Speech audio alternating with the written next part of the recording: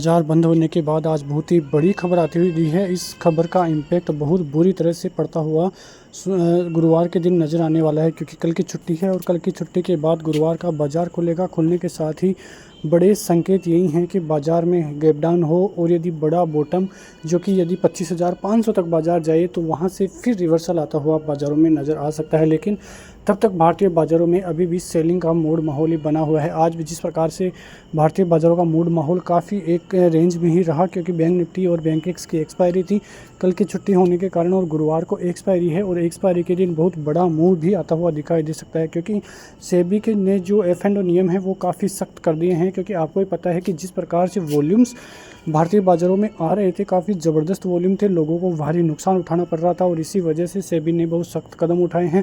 एक benchmark index के weekly expiry की अनुमति मिली है। उसके अलावा जो मिनिमम ट्रेडिंग अमाउंट है वो 5 लाख से बढ़ाकर अब 15 लाख यानी कि 3 गुना कर दिया है सेबी ने। उसके अलावा जो वीकली एक्सपायरी है उससे जुड़े नियम 20 नवंबर से लागू हो जाएंगे, यानी कि अगले महीने की जो 20 तारीख है उससे ही ये रूल लागू होने वाले हैं। तो भारतीय बाज़ारों में तगड़ा झटका इस खबर से लगता हुआ दिखाई दे सकता है। जो BSE और जो भी ब्रोकरेज हाउसेस से संबंधित शेयर है वहाँ पे तगड़ी गिरावट आने की संभावना इस सोमवार को लग रही है। तो बाज़ार में एक बार के लिए थोड़ा डर का माहौल बनता हुआ दिखाई दे सकता है।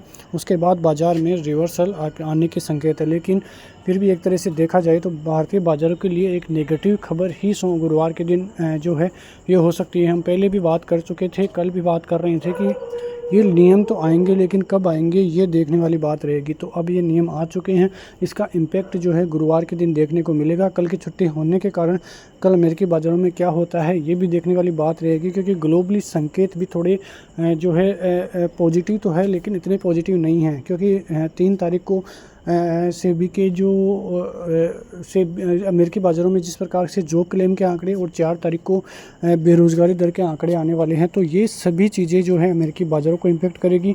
उसके बाद 9 अक्टूबर को RBI की मॉनेटरी पॉलिसी है, तो वहाँ से क्या कुछ शक्तिकांत दास जी जो कि RBI गवर्नर है कहते हुए नज़र आएंगे, उस पर भी नज़रें रहने वाली हैं। तो ये सभी इम्पैक्ट जो है गुरुवार के दिन भारतीय बाज़ारों पर पड़ते हुए दिखाई देंगे। तो देखते हैं कि किस प्रकार से गुरुवार के दिन भारतीय बाज़ारों पर कैसा इम्पैक्ट पड़ता हुआ दिखाई देता है। तो ये सभी चीज़ें जो है ये सभी न्यूज़ें भारतीय बाज़ारों के लिए गुरुवार तक की आपको देखने को मिलेगी। लेकिन इसके अलावा बात करें तो ज़्यादा कुछ ऐसी न्यूज़ें हैं नहीं। चाइनीज़ बाज़ारों की तरफ से थोड़ी नेगेटिव न्यूज़ें इसलिए है क्योंकि FIIs लगातार सेलिंग करते हुए दिखाई दे रहे हैं। कल भी उन्होंने करीब 9,500 करोड़ की सेलिंग की है, जो कि एक भारी सेलिंग है।